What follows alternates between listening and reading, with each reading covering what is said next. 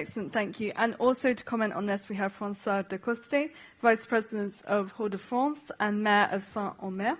I hope I pronounced that correctly. Mr. de Coste, would you like to share one experience and also a question to our panelists? Bien, merci beaucoup. Je m'exprimerai en français puisque c'est la semaine de la langue française et que nous sommes à Mons pour apporter le témoignage d'un maire qui vient de vivre 4 mois particulièrement éprouvants avec des inondations à répétition. Nous avons eu 3 semaines d'inondations dans ma commune, dans le Pas-de-Calais, dans la région Hauts-de-France. Mais quelques semaines après que l'eau a été évacuée à la mer, de nouvelles intempéries ont conduit à de nouvelles inondations. Et il y a 15 jours, nous avons pensé revivre pour la 3e fois une nouvelle inondation.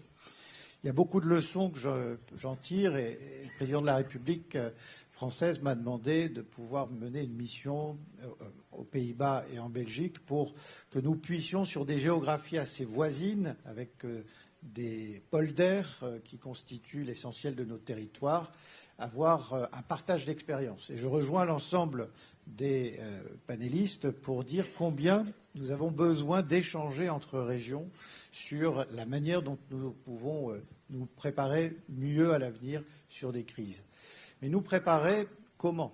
Je retiens d'un expert néerlandais cette phrase: le changement climatique, le dérèglement climatique nous conduit à nous préparer à l'imprévisible. Et c'est ça la grande difficulté.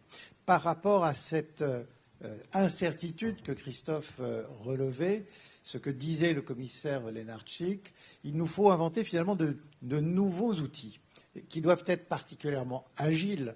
Et c'est là notamment la manière dont nous avons pu déclencher le mécanisme européen de protection civile. Eh bien, j'ai dû lutter, vieux membre du Comité européen des régions, avec aussi l'expérience partagée avec mes autres collègues, j'ai voulu que nous puissions activer ce mécanisme européen de protection civile. Il m'a fallu en parler avec le président de la République, qui était d'accord le jeudi, en parler ensuite avec le ministre de l'Intérieur, qui était d'accord avec moi le vendredi matin. Et le samedi après-midi, eh bien, le mécanisme n'était toujours pas activé. Pourquoi ?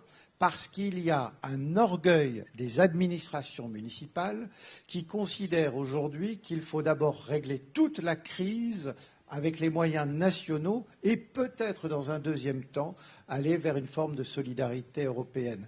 Et donc effectivement, nous avons épuisé tous les moyens nationaux qui venaient de 1000 kilomètres du sud de la France avant que l'on puisse faire venir des moyens qui se situent à 250 kilomètres. Voilà l'absurdité dans laquelle nous vivons désormais et une absurdité qu'il a fallu finalement dépasser en interpellant directement les plus hautes autorités de l'État qui, elles, sont européennes.